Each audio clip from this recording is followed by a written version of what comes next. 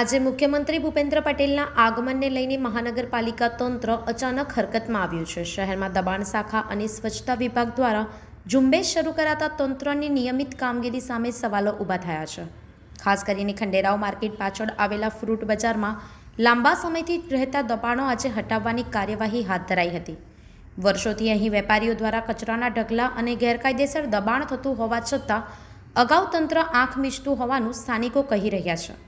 માત્ર મુખ્યમંત્રીના આગમન પહેલાં જ દરેક વોર્ડમાં સ્વચ્છતા અને દબાણ હટાવવાની કાર્યવાહી કરવામાં આવી રહી છે, જ્યારે સામાન્ય દિવસોમાં આ વિસ્તારોમાં કોઈ કાર્યવાહી થતી નથી। વીઆઈપી મૂવમેન્ટ આવતા જ તંત્ર જાગતું હોય અને બાકીના દિવસોમાં મૌન રહેતા અધિકારીઓ સામે નાગરિકોમાં નારાજગી જોવા મળી રહી છે। સમગ્ર વોર્ડની અંદર અને સમગ્ર વડોદરા શહેરના 19 વોર્ડની અંદર સ્વચ્છતા ઝુંબેશ ચાલી રહી છે। સઘન સફાઈનું અભિયાન ચાલી રહ્યું છે।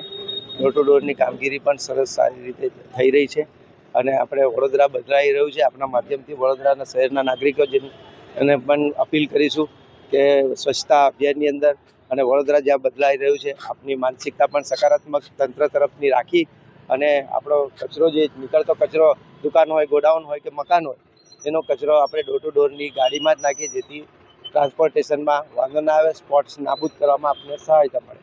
આજે કેવી કામગીરી કરવાની? અહીંયા માનનીય મુખ્યમંત્રી સાહેબ આવી રહ્યા છે, એના સંપૂર્ણ વોર્ડની અંદર સઘન સફાઈ અભિયાન ચાલુ છે। કેવી કામગીરી છે? ને તમામ પ્રકારની છે, જેમાં જે વાહનો પડી રહ્યા છે નકામા ટાઈપના, તે વાહનોને પણ હટાવવામાં આવે છે। નકામા જે કંઈ ચીજ વસ્તુ રસ્તાઓમાંની અંદર છે, દબાણો પણ હટાવો।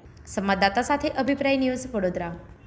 આવા જ વધુ સમાચારો જોવા માટે સબસ્ક્રાઇબ કરો અમારી યુટ્યુબ ચેનલને અને જોડાયેલા રહો ફેસબુક, ઇન્સ્ટાગ્રામ અને ટ્વિટર પર।